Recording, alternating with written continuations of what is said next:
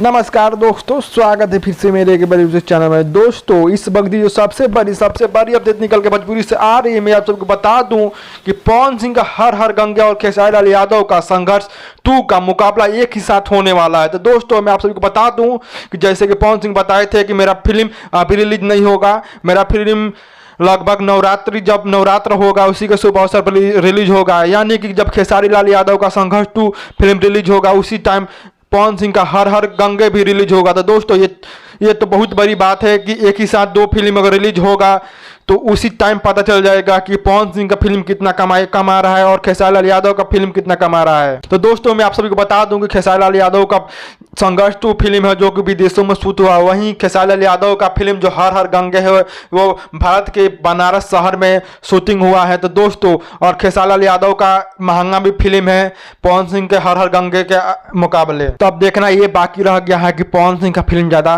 पैसा कमाता है या खेसारी लाल यादव का फिल्म पर ज़्यादा पैसा कमाता है। तो दोस्तों, अपना राय कमेंट बॉक्स में जरूर रखें कि खेसारी लाल यादव का संघर्ष 2 सुपर हिट होने वाला है या पवन सिंह का हर हर गंगे सुपर हिट होने वाला है। तो दोस्तों, ऐसे ही छोटे पर खबर देखने के लिए बने रहे मेरे यूट्यूब चैनल के साथ। मेरे चैनल पर नए हैं तो मेरे चैनल को सब्सक्राइब करें, साथ ही बेल आइकन को दबा दें ताकि हर वीडियो आप तक पहुंचे।